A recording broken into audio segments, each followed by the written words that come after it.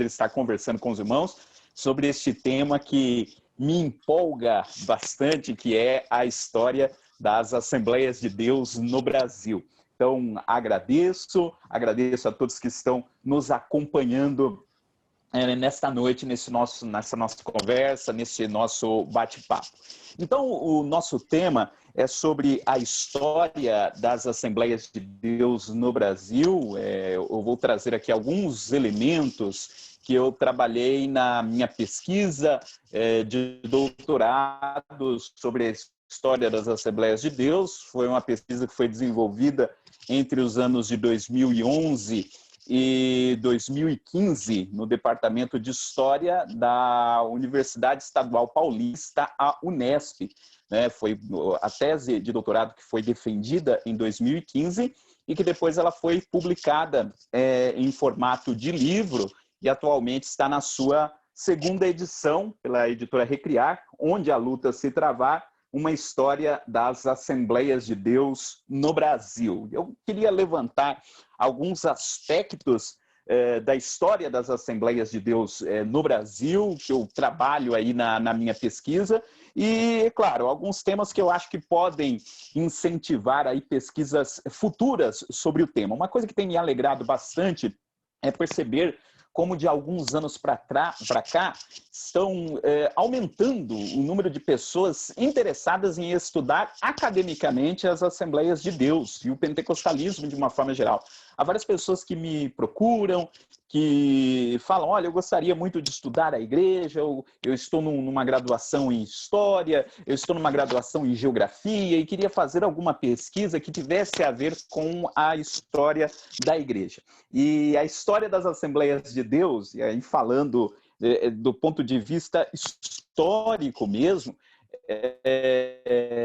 e nem tanto ainda chegando nas questões de ordem mais teológica, mas estudar a igreja como instituição, no seu aspecto denominacional, tem muita coisa que ainda existe para ser estudado, sobretudo porque o estudo do pentecostalismo, estudo das Assembleias de Deus e do pentecostalismo de forma geral no Brasil, por muito tempo foi negligenciado e agora, graças a Deus, está tendo esse movimento aí em prol do estudo da nossa denominação do ponto de vista acadêmico. E eu falo nossa denominação porque sou pesquisador das Assembleias de Deus, também sou membro desta igreja desde a minha infância.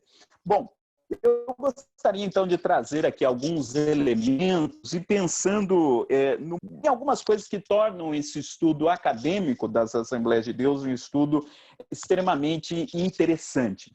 E aqui eu já trago algumas informações introdutórias. Como eu falei, como foi uma pesquisa que foi defendida no Departamento de História, a preocupação da pesquisa foi, de fato, tratar da igreja como um movimento de ordem histórica. Então, não trago tanto questões de ordem teológica ou de ordem doutrinária, embora esses elementos vão aparecer em um momento ou outro, como vai ficar evidente aqui na minha fala, mas o foco é entender como esta denominação se organizou, entender as Assembleias de Deus como um movimento religioso que atualmente é o segundo movimento religioso com maior número de membros no país.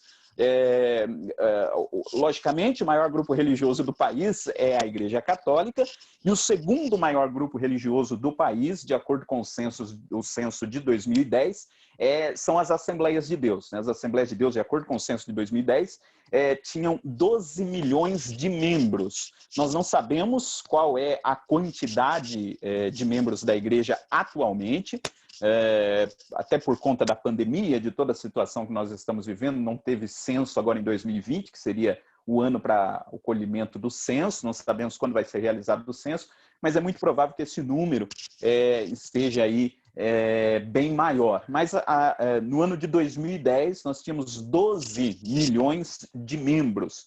E o grupo seguinte, entre os pentecostais, tinha 2 milhões de membros. Então, as Assembleias de Deus se torna um fenômeno interessante, a começar pelo seu tamanho tendo em vista os seus mais de 100 anos de história, mas que há outras denominações e outros grupos religiosos que estão há mais tempo e não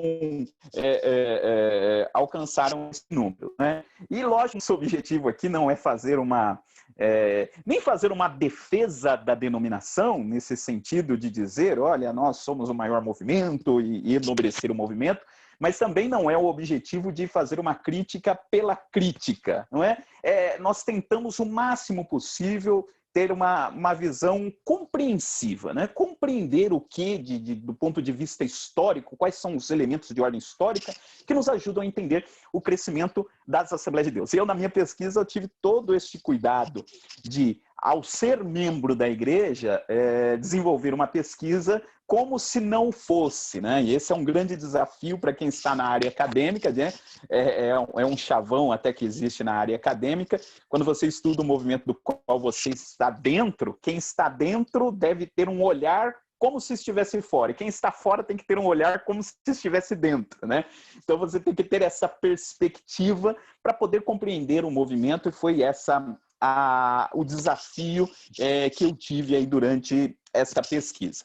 Mas o que chama, então, a atenção nas Assembleias de Deus? Primeiro, o seu tamanho, o seu número de membros, e algumas características específicas das Assembleias de Deus brasileiras. As Assembleias de Deus brasileiras são diferentes das Assembleias de Deus no mundo, nos outros países do mundo. Isso, inclusive, é até um ponto importante para se destacar, que às vezes muita gente acaba confundindo. As Assembleias de Deus no Brasil não têm nenhuma relação com as Assembleias de Deus dos Estados Unidos, nenhuma relação de ordem histórica. Então, a Assembleia de Deus brasileira não foi fundada pelas Assembleias de Deus nos Estados Unidos. Não há uma relação hierárquica, uma relação de independência. Na realidade, o que há é o uso do mesmo nome, né? A denominação, muito provavelmente entre 1917 e 1918, passou a usar o nome Assembleia de Deus, que era um nome que já era usado há poucos anos lá nos Estados Unidos também. Mas não há uma relação de dependência entre as Assembleias de Deus brasileiras e as Assembleias de Deus nos Estados Unidos. Não houve, né?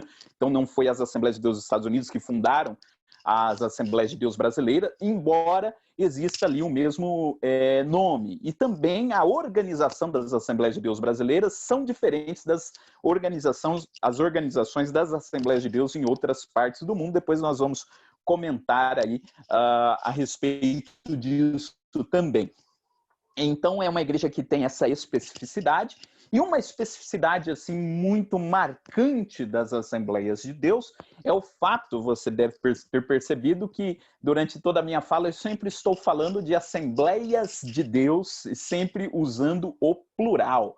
E por que falar de Assembleias de Deus? Porque no contexto brasileiro não é possível falar de uma Assembleia de Deus única, no sentido denominacional, né? O que nós temos são vários grupos independentes, que são os ministérios, que fazem parte, né, dessa denominação que é a Assembleia de Deus. Mas, e logicamente os assembleianos sabem muito bem disso, não existe uma direção geral, uma direção única da Assembleia de Deus no Brasil, né? Eu sempre gosto de frisar isso. Em 2013, acho que foi isso, eu me lembro que uma das vezes em que o pastor José Wellington Bezerra da Costa ele foi reeleito para a presidência da CGADB, a Convenção Geral das Assembleias de Deus no Brasil, hoje é o pastor José Wellington Júnior, né, que é o presidente, mas em uma das últimas vezes que ele foi reeleito, teve uma matéria no Jornal Nacional. E lá no Jornal Nacional, eu lembro que a manchete do Jornal Nacional era: os assembleanos escolheram seu novo presidente. E a matéria falava justamente disso, foi escolhido o novo presidente da igreja, né? E na realidade não é possível falar de uma figura que seja o presidente das Assembleias de Deus de uma forma geral, porque as Assembleias de Deus elas estão divididas em ministérios, que são ministérios independentes, alguns deles agrupados em torno de uma mesma convenção, lógico, existem convenções maiores, como é o caso do das Assembleias de Deus, que representa uma boa parte dos anos. Não é possível dizer que é a maior parte, mas é uma boa parte. Mas existem outras convenções, existem vários grupos independentes e várias Assembleias de Deus que têm, inclusive, características bem peculiares, né? Então, há as Assembleias de Deus, onde você tem uma conduta, um discurso muito forte, por exemplo, com relação aos usos e costumes, de outras igrejas, nem tanto, para pegar assim elementos bem práticos. Então, há Assembleias de Deus onde no louvor se bate palma, há Assembleias de Deus onde no louvor não se bate palma. Assim, só para pegar alguns exemplos, existem algumas diferenças entre um ministério e outro, né? Então, existem diferenças, diferentes dosagens, né, da forma como os ministérios assembleianos eles se organizam, tanto os ministérios quanto as convenções. No entanto, e aí que eu acho que é a grande questão interessante é nós falarmos das Assembleias de Deus, embora elas estejam divididas neste tão grande número de ministérios, existem alguns elementos de ordem comum presentes nos diferentes ministérios. Eu sempre costumo dizer que quando um assembleiano conhece o outro, né, você conhece uma pessoa e descobre que ela é membro da Assembleia de Deus. Qual é a primeira pergunta que um assembleiano faz para o outro? Né? Você é assembleiano, qual é o seu ministério? Parece que é a primeira pergunta que é feita. Né? A gente entende que existe essa divisão entre ministérios, então, dependendo da resposta que o outro der, você já entende, né, se é um ministério que tem práticas parecidas com as minhas ou não. Então, há essa diversidade ministerial, né, nas Assembleias de Deus, mas, por outro lado, existem alguns elementos de ordem comum, existem alguns elementos que estão presentes nos diferentes ministérios. No passado, esses elementos eram em maior número. Então, por exemplo, já que nós estamos num grupo EBD em questão, um exemplo era a revista da Escola Dominical. Então, até algumas décadas atrás, independente de qual fosse o ministério, você tinha uma única revista de escola dominical valendo para todos os ministérios, que era a revista de Lições Bíblicas da CPAD, que existe até hoje, né? Surgiu lá na década de 30, né? De algum tempo para cá, você já tem várias outras opções. Existem outras igrejas que usam outras revistas, né? Então, em determinado momento, a revista de escola dominical era um elemento presente nos diferentes ministérios. Hoje já não. Né? A convenção geral, que eu falei, em determinado momento era um elemento que abrangia toda a denominação, hoje já não mais, existem outras convenções. A própria editora, a CPAD, enfim, existem vários elementos que hoje já não cobrem toda a denominação e existem alguns que ainda cobrem. Talvez não em 100% dos casos, mas na maioria deles. Por exemplo, a harpa cristã. Então, você tem diferentes dosagens aí de assembleianismos, né? Mas você tem, na maior parte deles, por exemplo, os 3 hinos da harpa cristã que são cantados ao começo de cada culto. Né? A harpa cristã aparece como um elemento desta grande tradição assembleiana que foi construída ao longo do século, e é algo que aparece ainda presente dentre essas diferentes alas aí assembleianas. Um outro caso, né? A saudação assembleiana, a paz do Senhor, é algo que circula entre os diferentes ministérios. Tá certo que em alguns lugares é abreviado, né, apenas para paz, mas de qualquer forma, você tem a saudação como algo que está presente nos diferentes ministérios e até em outras denominações pentecostais também, eu acho que do pentecostalismo de uma forma geral, mas é algo que surgiu de dentro aí das Assembleias de Deus. Então, o que eu quero dizer com tudo isso? Eu quero dizer que essa é a minha ideia principal para explicar esse crescimento assembleiano, é pensar que as Assembleias de Deus, em alguns aspectos, elas vão se quebrando, elas vão se dividindo, e em outros aspectos, tem alguns elementos que vão se mantendo.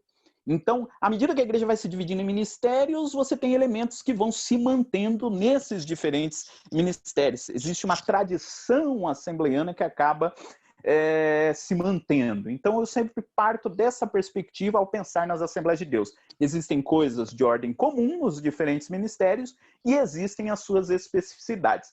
E, na minha opinião, como historiador, eu entendo que esse foi um dos principais fatores que permitiu o crescimento das Assembleias de Deus. Essas diferentes modos, né, de adaptar a tradição assembleiana que deram origem a diferentes ministérios contribuíram para o crescimento da igreja entre diferentes grupos também. Então, eu penso muito nessa questão dessa tradição assembleiana, né, nesses elementos que estão presentes em diferentes ministérios, e o que eu gostaria de discutir aqui com os irmãos hoje é como é que foi formada isso que nós chamamos de tradição assembleiana.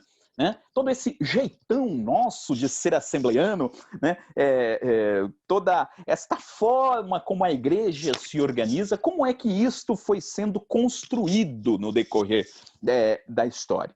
Porque isso acontece conosco, que nascemos nas Assembleias de Deus, e acontece com qualquer pessoa que está acostumada desde o começo da sua vida com um determinado grupo que ele faz parte. A gente parece que tem essa impressão de que as coisas sempre foram assim. Então, é um nascimento de determinada tradição, e às vezes a gente tem essa noção, essa impressão de que essa tradição sempre foi dessa forma. Então, a tradição assembleiana, ela sempre foi assim. E, na realidade, ela é fruto de um processo histórico que foi sendo construído, e talvez coisas que hoje, para quem é um assembleiano hoje, já seja bem consolidado, talvez não tivessem sido nas décadas anteriores, na época do pai, na época do avô. Eram ideias que estavam se consolidando e que hoje nós aceitamos ou nós entendemos como se fossem parte aí de uma espécie de uma tradição assembleiana. Então, que foi sendo formada essa igreja, como é que essa tradição assembleiana de ser pentecostal, ele foi se construindo. E analisando a dimensão, a gente percebe que as Assembleias de Deus, elas têm aí no seu DNA, se é que podemos dizer assim, ou nas suas matrizes aí de origem, diferentes grupos, diferentes tradições que foram se mesclando para dar origem ao jeito assembleiano de ser. Então, todos nós sabemos muito bem da história de fundação da igreja. Então, nós dizemos que as Assembleias de Deus, elas foram fundadas pelos 2 missionários suecos, Daniel Berg e Gunnar Wingren, que vieram para o Brasil em 1910, e aqui eu acho que não há necessidade de eu repetir, né, toda a história que é bem conhecida aí no campo assembleiano, de como eles vieram para o Brasil, em Belém do Pará, e começaram a frequentar a Igreja Batista lá em Belém do Pará, a igreja que tinha como pastor um sueco, né? Isso é muito importante destacar também, né? Na época, Belém do Pará era uma cidade que era muito frequentada por estrangeiros e tinha uma população estrangeira muito grande, era a época da produção da borracha, então o Porto de Belém era muito movimentado, era uma cidade extremamente movimentada naquela época, com muitos estrangeiros ali presentes, e inclusive havia vínculos aí com a Suécia ali também, enfim, mas não é o tema do que nós estamos falando. Mas só para falar disso, né? A igreja ela foi fundada por 2 missionários suecos, Daniel Berg e Gunnar Wingren, chegaram aqui com 26 e 31 anos, respectivamente, e começam a realizar cultos ali na Igreja Batista de Belém do Pará, a igreja que, quando eles estavam ali, o pastor estava em viagens missionárias pelo interior, então era uma igreja que estava com um vazio ali de poder, e aí soma-se a isso a pregação sobre o batismo com o Espírito Santo, sobre os dons espirituais, e aí, como todos já sabem, isso culminou na exclusão dos fundadores junto com um grupo ali de irmãos que deram origem à missão da fé apostólica, que depois se transformaria nas Assembleias de Deus. Então, eu destacaria que a gente pode dizer que essa primeira tradição que está nessa origem assembleiana é essa tradição sueca. A igreja foi fundada por 2 missionários suecos. No entanto, aí aparece uma coisa muito interessante para nós pensarmos, né? Nós podemos dizer que essa tradição sueca que está na história assembleiana, ela tem 2 posições distintas. Por quê? Daniel Berg e Gunnar Wingre, quando vieram para o Brasil, eles passaram pelos Estados Unidos. Tanto é que eles conheceram o movimento pentecostal que estava em explosão lá nos Estados Unidos, lá na cidade de Chicago, lá nos Estados Unidos, né? E depois eles vieram para o Brasil, inclusive a igreja de onde em que eles tiveram esse contato, né, com essa explosão pentecostal nos Estados Unidos, foi a mesma igreja onde estava o Francis Con, que foi o fundador da Congregação Cristã no Brasil, né? Foi lá em Chicago e não em Azusa, né? Às vezes é feita essa confusão também, né? Daniel Berg e Gunnar Wingre não passaram pela Rua Azusa em Los Angeles, eles vieram de Chicago. Então eram suecos que foram para os Estados Unidos e que depois vieram para o Brasil. Então, essa primeira tradição sueca, né, que Gunnar Wingre e Daniel Berg trazem para o Brasil, né, é um pentecostalismo que passa por essa experiência nos Estados Unidos. Então, Gunnar Wingre, por exemplo, que foi o primeiro pastor, né, quem dirigia a igreja lá inicialmente, ele tinha uma experiência pentecostal que ele viu nos Estados Unidos, né? Ele tinha esse contato, essa lembrança do pentecostalismo que ele viu nos Estados Unidos. É diferente, por exemplo, da segunda leva de missionários suecos que vieram depois de alguns anos, né? Por volta, se eu não me engano, 1917, começaram a vir para o Brasil outros missionários suecos, né? O Daniel Berg, ele tinha contato com o Levi Petrus, né? Que era pastor da igreja Filadélfia, lá da Suécia, e o Levi Petrus e a igreja da Suécia começaram a mandar missionários para cá. Então, você tem 2 levas aí de missionários suecos. Você tem os fundadores, que são suecos, que passaram para os Estados Unidos e vieram para o Brasil, e você tem uma segunda leva de missionários que vieram direto da Suécia para o Brasil. Então, você tem 2 visões distintas de pentecostalismo, inclusive entre os suecos. Você tem uma visão que é o pentecostalismo que eles viram nos Estados Unidos e você tem um pentecostalismo que veio direto da Suécia para cá. E houve, inclusive, atritos, houve discussões de ordem teológica, enfim, entre essas 2 visões de pentecostalismo sueco, né? Por exemplo, se você consultar lá o livro Convenção, História da Convenção Geral das Assembleias de Deus, escrito pelo pastor Silas Daniel, que inclusive esteve aqui no grupo, né? Ele coloca lá no livro algumas cartas, né, trocadas entre Gunnar Wingre, Samuel Nistrom. Samuel Nistrom era um missionário sueco que veio direto da Suécia para o Brasil. E eles tinham pontos de vistas diferentes, por exemplo, com relação ao trabalho da mulher na igreja. Então, Gunnar Wingre era favorável em que as mulheres tivessem espaço, né, na liderança da igreja. Já Samuel Nistrom, já a liderança sueca que veio depois, já tinha uma outra perspectiva com relação a isso. Então, veja, você tem 2 tradições suecas distintas que estavam convivendo aqui nas Assembleias de Deus. Então, isso é bastante interessante. Para nós entendermos as Assembleias de Deus, a gente tem que entender esse pano de fundo sueco, que nos ajuda a entender, por exemplo, algumas marcas que até hoje nós temos nas Assembleias de Deus. Isso se tornou, de certa forma, um jargão, até para se referir aos assembleianos, às Assembleias de Deus. Eu já ouvi muita gente dizendo, os assembleianos, eles são... A Igreja Assembleia de Deus, durante muito tempo, ela foi anti-intelectual, não apoiava os estudos ou foi contra a teologia. E sim, houve um certo tipo de aversão durante várias décadas com relação ao estudo formal da teologia, né? Mas isso não quer dizer que não existiram incentivos ao estudo bíblico. O que acontece? E aí a gente tem que entender essa origem sueca da igreja. Os missionários que fundaram as Assembleias de Deus, eles eram suecos. E o que era ser pentecostal na Suécia? O que era ser pentecostal na Suécia? Na Suécia, o pentecostalismo era uma minoria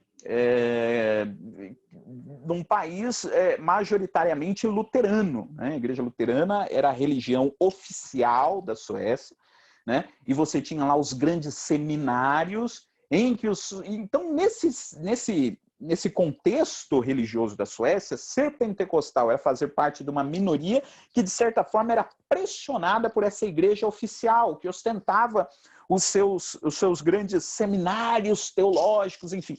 Então, essa estrutura de seminários teológicos, do estudo da teologia, remetia para esses missionários suecos que tinham aqui toda essa experiência negativa que eles tiveram lá na Suécia. Então, de certa forma, esses missionários não queriam reproduzir aqui no Brasil uma experiência que eles tiveram na Suécia que não foi tão positiva para eles, de ter, inclusive, um espaço por serem uma minoria religiosa, né? Então, houve, sim, um pé atrás, houve, sim, na realidade foi mais do que um pé atrás, mas uma recusa ao ensino teológico formal em seminários por conta disso. Isso mudou mais lá na frente, se der tempo a gente chega nesse ponto, quando começaram a vir os missionários norte-americanos para o Brasil, os missionários estadunidenses, que vieram com a ideia do ensino de teologia, enfim. Mas houve isso. Mas isso não quer dizer que não existissem outras propostas de estudo bíblico. Então, qual que era a ideia dos missionários suecos? Nós não vamos ter seminários teológicos, mas nós vamos fazer semanas bíblicas. O que eram as semanas bíblicas? Reunia-se os obreiros de determinada localidade durante uma semana, 15 dias, numa mesma igreja, e você tinha ali estudos bíblicos realizados de forma intensa, né? De forma concentrada. Isso eram as semanas bíblicas, que deram origem ao que existe em vários ministérios assembleanos até hoje, que são as escolas bíblicas de obreiros. Por exemplo, no meu ministério, do qual eu faço parte, existe a Escola Bíblica de Obreiros. O que é a Escola Bíblica de Obreiros, né? É algo que tem origem nessa tradição sueca desses estudos bíblicos concentrados, né? Algo que permanece até hoje. Então, por exemplo, quando a gente vai tentar entender essa lógica da teologia, eu sei que irmãos mais experientes que estão nos acompanhando podem falar isso. Não, antigamente, às vezes quem fazia teologia era criticado, existia uma posição contra a teologia. Para entender esse sentimento, a gente tem que voltar lá atrás, né? Então, tem a ver com essa experiência sueca e que, ao ser assimilada, talvez não foi assimilada junto com toda essa perspectiva que eles tinham lá, né? Então, e aí se juntaram vários outros fatores e, de fato, a igreja durante muito tempo teve esse pé atrás com relação aos estudos teológicos. Então, a gente pode falar dessa tradição sueca, pensando que mesmo na tradição sueca você tem uma divisão, você tem uma visão que era a visão de Gunnar Wingren, outra que era de Samuel Nistron, inclusive até no meu livro eu falo da era Wingren e da era Nistron, são dois momentos distintos aí da tradição assembleiana se consolidando aqui no país. Mas é importante notar, por exemplo, que existe nessa cultura assembleiana, nessa tradição assembleiana, elementos de ordem protestante, das igrejas protestantes, das igrejas evangélicas não pentecostais. Pois veja, quando as Assembleias de Deus foram fundadas, lá em 1911, eu sei que os pentecostais também são protestantes, mas aqui eu estou usando o termo protestante só para distinguir dos pentecostais, porque fica mais fácil de falar, né, didaticamente. Então, eu digo das igrejas protestantes pensando nos não pentecostais, só para ficar mais didática aqui a minha fala, né? Mas existe essa origem protestante nas Assembleias de Deus, e quando elas chegaram, as igrejas protestantes já estavam presentes no país, desde o século XIX, não é? E quando a igreja foi fundada, inclusive até o pastor Israel Araújo destaca isso lá no dicionário do movimento pentecostal, quando eles saem da Igreja Batista, onde é que foi o primeiro lugar onde começaram a acontecer os cultos da Assembleia de Deus? Foi numa antiga congregação batista. Uma das congregações daquela igreja foi que recebeu aquele grupo. né? Uma congregação batista que virou a primeira Assembleia de Deus no Brasil, né? Era a Missão da Fé Apostólica, né? Naquele momento era o nome que era usado. E assim, muito dessa tradição protestante ela foi incorporada ao movimento pentecostal assembleiano. Tanto veja um dado interessante, eu falei que um dos elementos da tradição assembleiana é a harpa cristã. Mas, por exemplo, nos 7 primeiros anos de história da Assembleia de Deus, o inário usado foi o inário Salmos e Hinos, que é um inário que é usado em várias igrejas protestantes, parece-me que é usado na igreja presbiteriana, enfim, não foi usado o cantor cristão, que era o inário da igreja batista, mas foi usado o inário Salmos e Hinos, nos 7 primeiros anos da igreja. A igreja usava o inário de uma igreja protestante. Depois que veio aquela ideia de introduzir hinos que dessem ênfase à doutrina pentecostal. E aí começou a cristã e alguns outros inários anteriores, enfim, mas não é o nosso tema hoje, só para falar que existe o culto assembleiano, né? Há um destaque muito grande no protestantismo para se falar da importância das Sagradas Escrituras, né? A importância da Bíblia, da leitura bíblica. E eu acho assim muito interessante porque o assembleiano, o pentecostal, de uma forma geral, é conhecido, o culto assembleiano, o culto pentecostal é conhecido como um culto onde todo mundo se manifesta, né? Tem o glória a Deus, o aleluia o tempo todo. Mas é muito interessante o que acontece no momento da leitura bíblica. Porque no momento da leitura bíblica, o que acontece no culto assembleiano na hora da leitura bíblica? Tem silêncio, né? Nem parece que é aquela igreja pentecostal, né? Todo mundo fica em silêncio, reverente, né? Tem ministério onde todo mundo lê de pé e até tem pastor que fala, olha, a leitura bíblica, ninguém circule no templo. E faz aquele silêncio, aquela reverência em relação à leitura.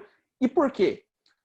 Porque as Assembleias de Deus têm uma origem protestante. Então, às vezes tem-se ter uma falsa argumentação que quer, por exemplo, colocar pentecostais de um lado e os não pentecostais de outro, mas na realidade vêm do mesmo ramo, né? As Assembleias de Deus têm esse componente protestante e eu acho que esse momento da leitura bíblica demonstra isso de uma forma bem enfática, né? É a importância que se dá a leitura bíblica dentro do assembleianismo, né? E a gente conhece, eu pelo menos conheci pessoas que foram alfabetizadas para poder acompanhar a leitura bíblica do culto assembleiano.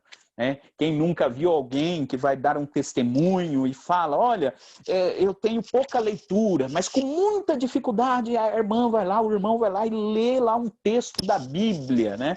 Esse valor que é dado às escrituras e que está presente no culto assembleiano até agora e que mostra essa raiz protestante que existe nas Assembleias de Deus. Então, nós temos aí esses elementos presentes, inclusive, no culto, né? Até hoje. Eu poderia falar, por exemplo, das escolas dominicais, né? As escolas dominicais, e aqui eu falo para um grupo composto majoritariamente de pessoas envolvidas aí na escola dominical, né? A escola dominical é algo que vem das igrejas protestantes e foi assimilado por completo pelas Assembleias de Deus, né? Inclusive com relação no início usava-se também a revista que era utilizada em outras igrejas protestantes, depois se criou a própria revista assembleia, enfim, isso é para dizer que é possível enxergar essas coisas entender, eu estou querendo dizer que para entender a Assembleia de Deus, a gente tem que entender esse passado sueco, nessa tradição sueca, a gente tem que entender esses elementos protestantes. Outra coisa que a gente precisa entender, né, porque a igreja ela foi fundada pelos suecos e depois ela cresce principalmente na região norte e na região nordeste do país. Então tem o Paul Freston, que foi um dos primeiros a fazer um trabalho de maior fôlego aí sobre as Assembleias de Deus. Ele tem, na sua tese lá de 1993, ele não é só sobre a Assembleia de Deus, mas ele gasta um bom tempo falando sobre as Assembleias de Deus. Ele cria até um termo que ele diz que as Assembleias de Deus eles têm um eto sueco nordestino. Essa expressão ela é famosa para aqueles que estudam, né, o movimento assembleiano, né, o eto sueco nordestino, que é uma igreja que é fundada por suecos e depois cresce no ambiente nordestino, né? As primeiras lideranças assembleianas, elas são lideranças que vieram do contexto nordestino, os primeiros pastores brasileiros. Por exemplo, Cícero Canuto de Lima, que foi o primeiro presidente da Convenção Geral das Assembleias de Deus, que se reuniu lá em 1930 em Natal, ele era paraibano. Na realidade, ele era paraense, né? Ele era do Pará, depois ele foi para Paraíba, depois para o Rio de Janeiro, enfim, veio para São Paulo, né? Mas uma liderança nordestina naquele momento, que deu esse start aí para a criação da Convenção Geral das Assembleias de Deus. Então, entender esse ambiente nordestino da década de 20, da década de 30, que é onde a igreja começa a se expandir de uma forma mais contundente, né? É algo que eu gosto de falar, esse primeiro de crescimento da igreja, que a igreja ela cresce de uma forma muito interessante, porque hoje, quando você pensa em abrir uma nova igreja, abrir uma nova congregação, abrir um salão, né, como nós assembleianos falamos, qual a ideia, né? Você manda um obreiro para determinada localidade, né? Vem o obreiro e daquele obreiro vem a igreja. Só que a igreja, no seu início, acontecia um outro processo, né, que tem um estudioso chamado Francisco Cartacho Rolim, ele chama de nucleação. O que é a nucleação? É aquele processo em que a igreja vinha antes que o pastor. Por exemplo, você pega a igreja de Recife. Em Recife tem um grande ministério assembleiano hoje, tem 2 grandes ministérios lá, né? Abreu e Lima e Recife. E como surgiu a igreja de Recife? Diz que a igreja de Recife chegou um missionário sueco para assumir a igreja de Recife, e a igreja de Recife já existia, e não se sabe quem fundou. Quando ele chegou em Recife, já tinha um grupo de crentes assembleianos lá cantando, né? Quem é que levou a igreja para lá? Não se sabe. Os grupos de crentes se reuniam, surgia a igreja, depois que tinha um grupo consolidado, vinha um obreiro, né? A demanda de abertura de novos trabalhos era muito maior do que a demanda de obreiros, né? na igreja nesse primeiro momento, né? O meu caso aqui em Perus, eu moro em Perus, que é um bairro da cidade de São Paulo, aconteceu isso também. A igreja elas começou aqui por conta da fábrica de cimento. Então veio muita gente do interior trabalhar na fábrica de cimento, né?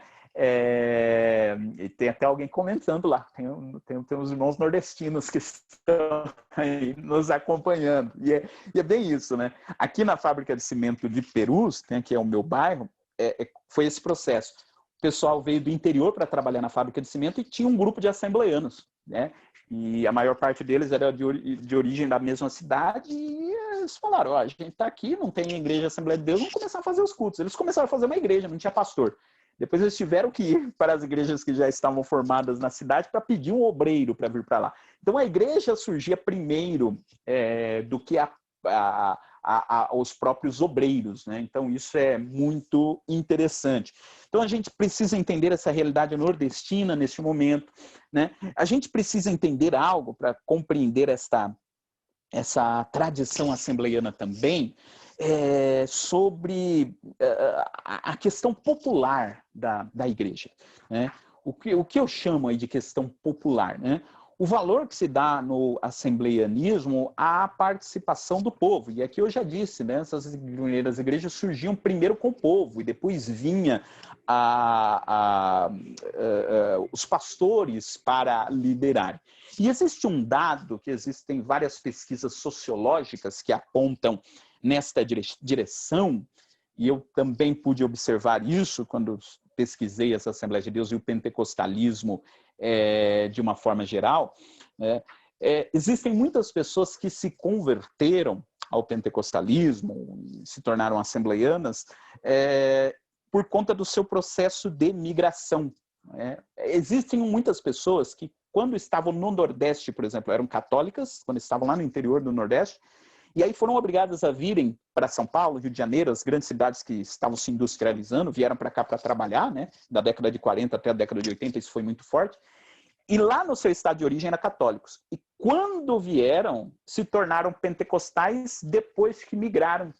E por quê? E aí é uma explicação que a sociologia, vários sociólogos, historiadores entendem desta forma, né? Que essas pessoas acabavam se sentindo muito mais confortáveis ou se sentiam muito mais bem-vindas ou muito mais acolhidas no ambiente assembleiano ou no ambiente pentecostal nessas cidades do que no catolicismo, né? Porque eles não se sentiam tão ligados ao catolicismo que eles encontravam nas grandes cidades, mas se sentiam acolhidos pelo pentecostalismo que encontraram nessas cidades. Então, isso também favoreceu muito esse crescimento assembleiano. Então, essa participação popular é muito interessante para a gente entender essa cultura assembleiana. Então, por exemplo, nas Assembleias de Deus e na maior parte dos pentecostalismos, acontece isso. Qualquer pessoa ela pode se tornar um obreiro. Então, por exemplo, a gente conhece vários casos, irmãos que galgaram todas as funções ministeriais até chegarem ali ao pastorado, e não existia essa necessidade, por exemplo, da pessoa ter que fazer um seminário de anos depois passarem a atuar obreiros, né? Então, isso fez com que várias lideranças populares se formassem no seio das Assembleias de Deus. E aqui eu falei também a respeito do culto, e isso é algo que eu acho assim sensacional, né? Maravilhoso, quando a gente observa o culto pentecostal ou o culto assembleiano. Primeiro que o pentecostalismo ele dá voz a todos, né? E assim, literalmente, né? No culto, qualquer pessoa pode dar glória a Deus a qualquer momento, né? Literalmente há esse espaço, né? Para ser voz a todos. Mas um elemento do culto pentecostal que eu acho que é um elemento assim, fascinante, o momento dos testemunhos. O momento do testemunho, qualquer membro da igreja, ele pode pedir a palavra e contar que Deus fez. E às vezes até uma pessoa, e isso imagina do ponto de vista da inclusão, né, da pessoa num grupo. Né? Antes de aceitarem a Jesus, eram pessoas que talvez não tivessem muitas oportunidades na sua vida, pessoas que nunca falaram em público, pessoas que nunca tinham assim nada para dizer que fosse interessante para os outros ouvir. E aí na igreja, ele às vezes até iletrado, às vezes uma pessoa que nem estudou, mas lá na igreja ele sabe que se ele pedir oportunidade vai falar e vai ter um grupo que vai ouvi-lo e vai glória a Deus por aquilo que ele está falando.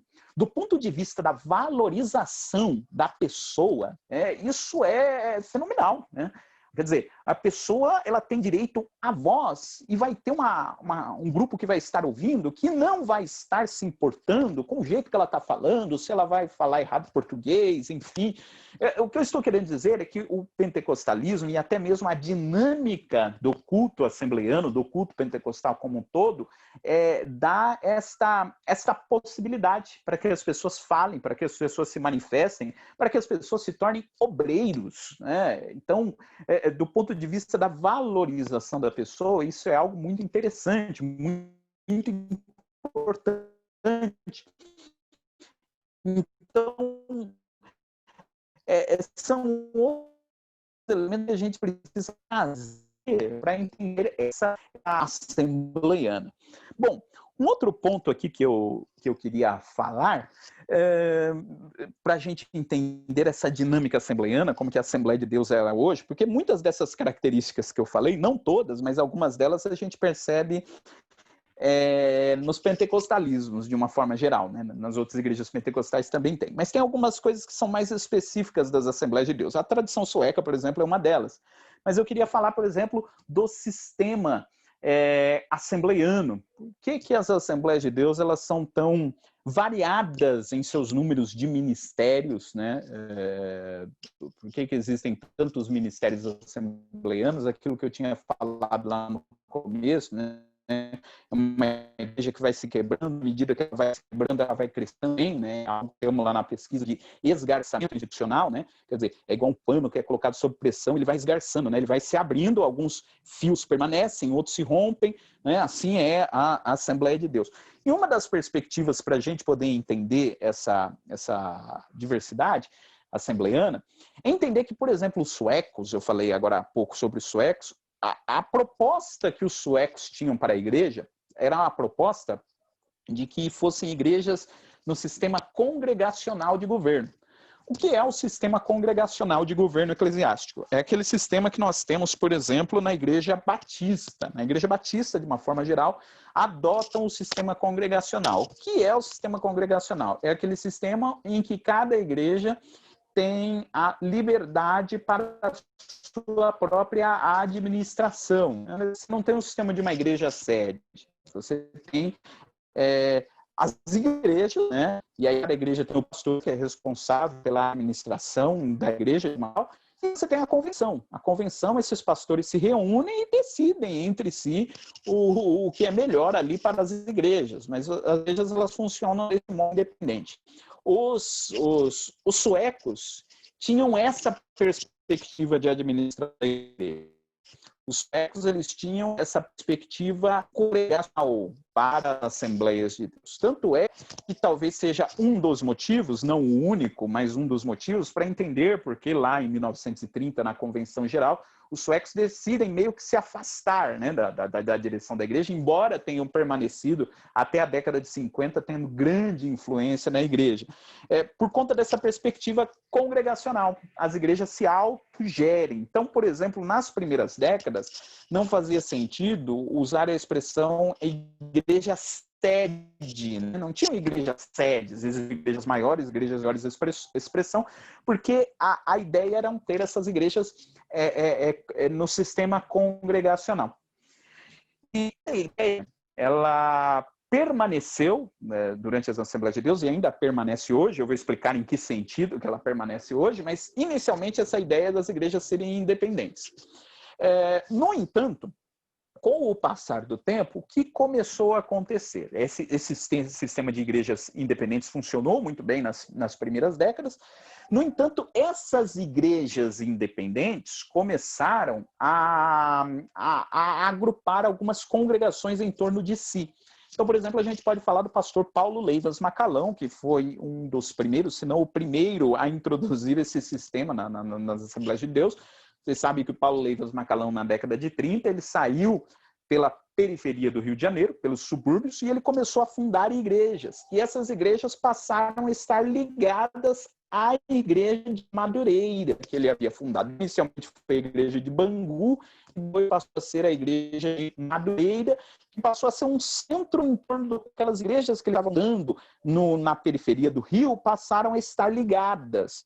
Então, no começo, você tinha igrejas independentes. E aí, com o passar do tempo, o que aconteceu? Essas igrejas independentes começaram a criar congregações. Então, elas passaram a ser redes de igrejas independentes. Quer dizer, essas igrejas, elas eram independentes umas das outras, mas elas tinham várias congregações que estavam debaixo do seu guarda-chuva. Então, passaram a ser redes de igrejas independentes. Então, as Assembleias de Deus fez um negócio que a gente não observa em nenhum outro lugar. Ela cruzou dois sistemas congregacionais, dois sistemas de governo eclesiástico.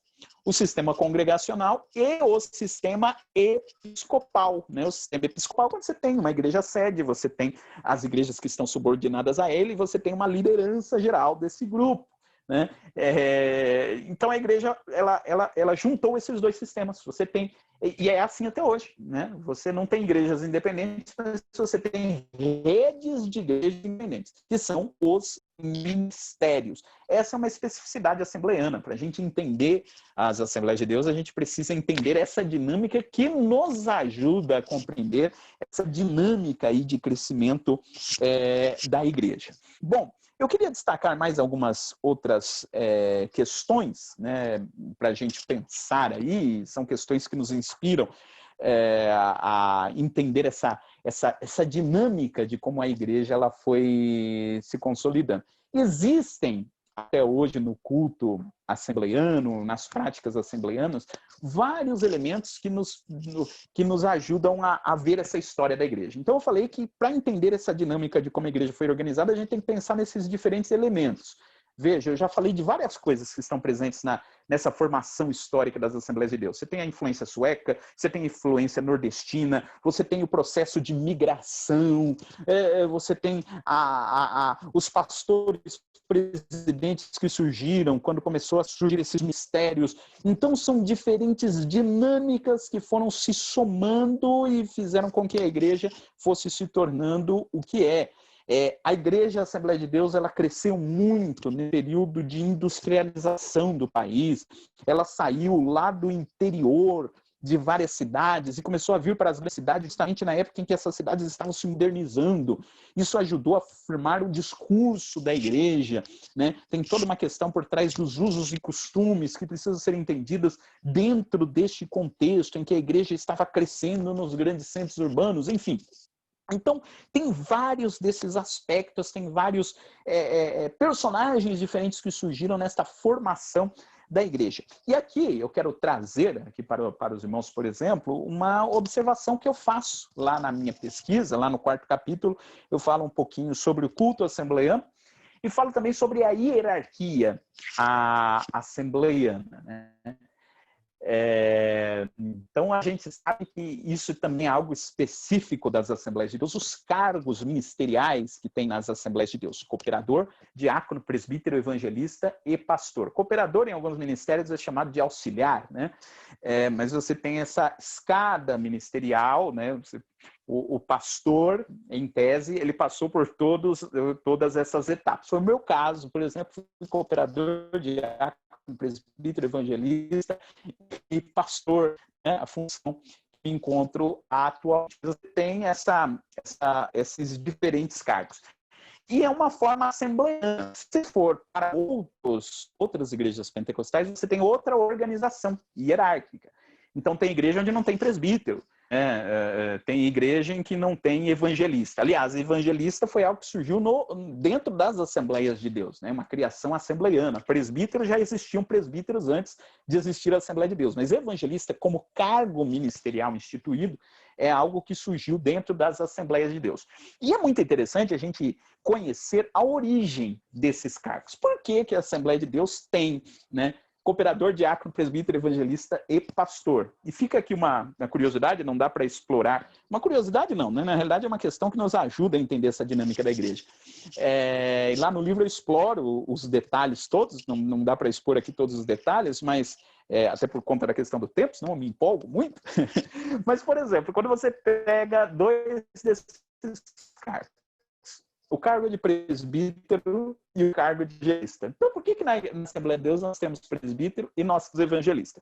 E a história desses dois cargos na Assembleia de Deus ela é muito interessante porque eles vêm de lugares diferentes do país. Por exemplo, de onde é que surgiram os evangelistas?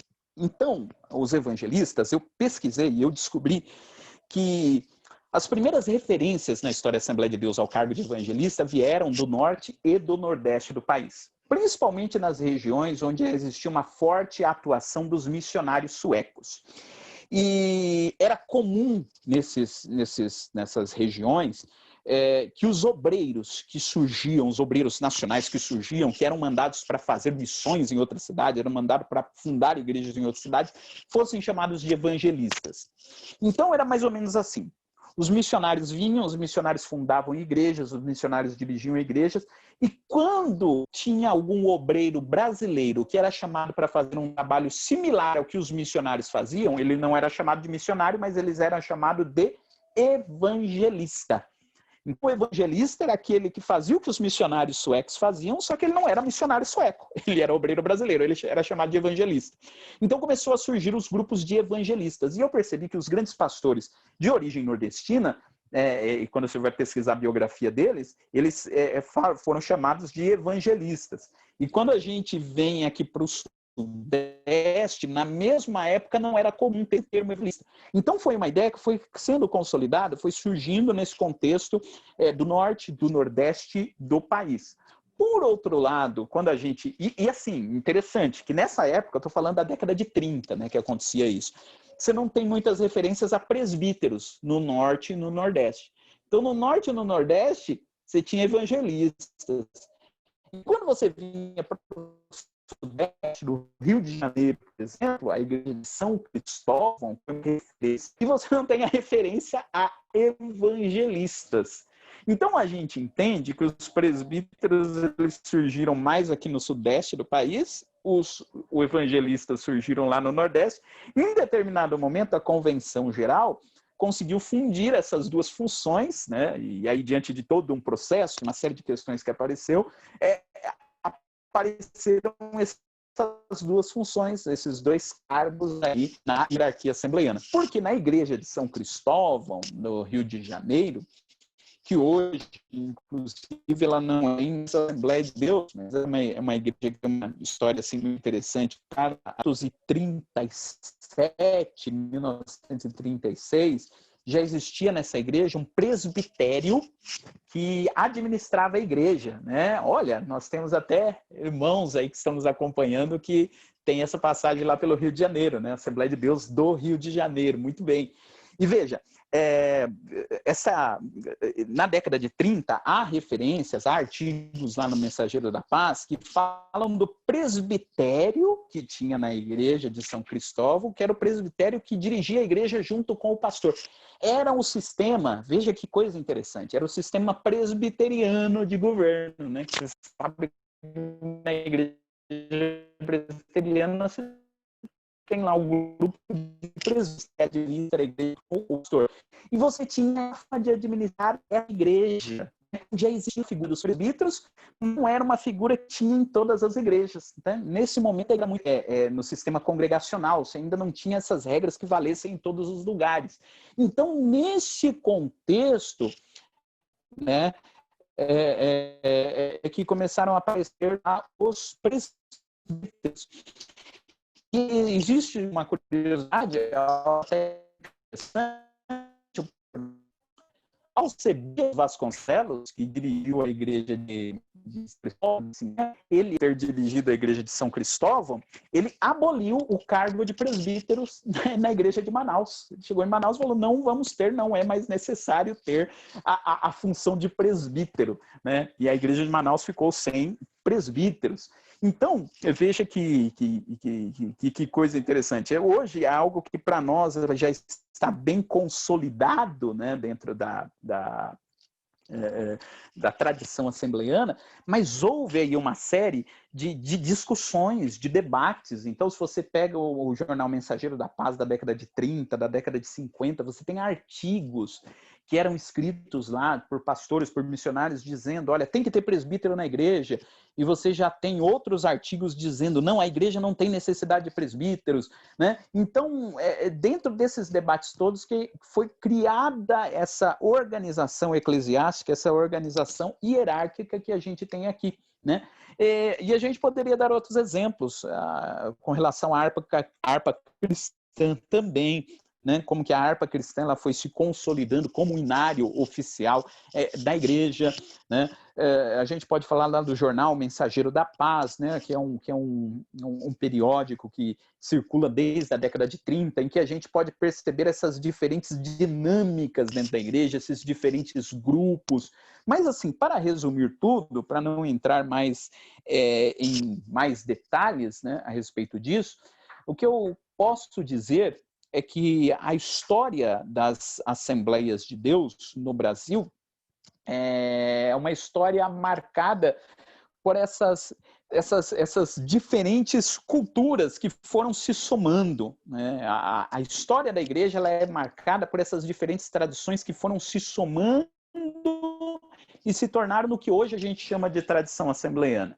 Então, quando a gente olha para o que a gente chama hoje desse jeito assembleiano de ser pentecostal, que eu me referi lá no começo, se você for puxar o fio de onde vem isso, você vai perceber que tem coisas que vieram lá dos suecos, tem coisa que era observado lá na postura do Gunnar Wingre, do Daniel Berg, tem coisas que vieram dos missionários suecos dessa segunda leva, tem coisas que vieram lá dos pastores nordestinos, tem coisa que veio desse encontro das Assembleias de Deus com esse modo popular de ser lá das periferias das grandes cidades, tem coisas que você observa que é da tradição protestante, enfim, você tem uma soma de diferentes fatores, né, de diferentes culturas, que vão se formando e deram forma ao que hoje a gente conhece como tradição assembleiana. E para concluir, então, eu diria que para a gente poder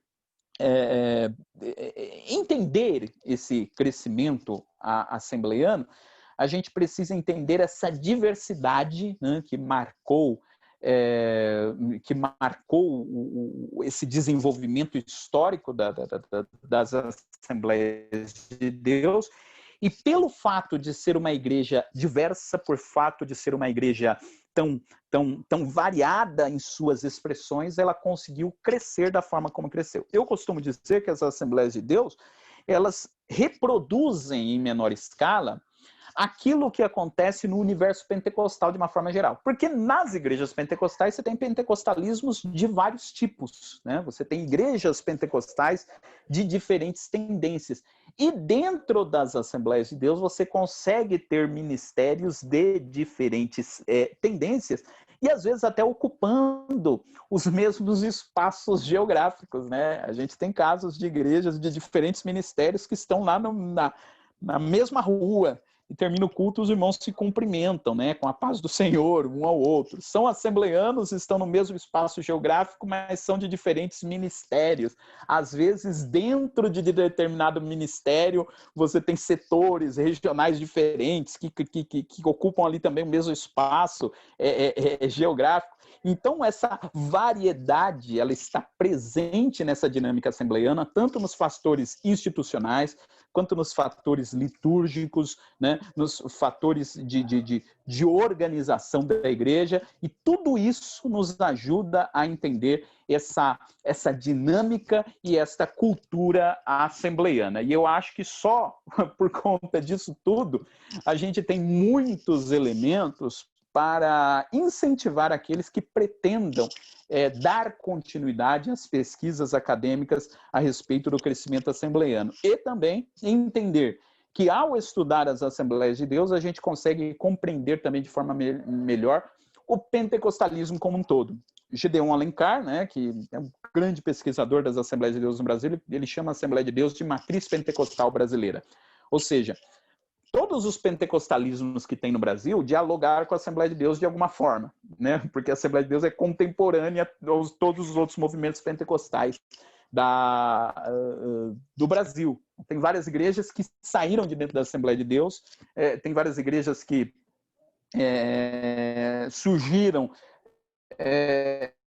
levando consigo a tradição da Assembleia de Deus, outras igrejas surgindo, se opondo a alguns aspectos da tradição de Deus, mas as Assembleias de Deus conseguem esse diálogo, né? Diálogo nesse sentido de que todos os outros movimentos são contemporâneos a ela, então ela se torna, de certa forma, aí, uma atriz central do Brasil, né? Como um cara muito bem colocou lá na sua tese. Bom, irmãos, eu acho que eu fico por aqui, foram os elementos que eu quis mostrar. Eu não sei se eu estourei o tempo ou se eu deixei de falar, eu acabei me perdendo um pouquinho aqui no controle do tempo. Esse assunto me empolga, e eu me empolguei bastante com talvez tenha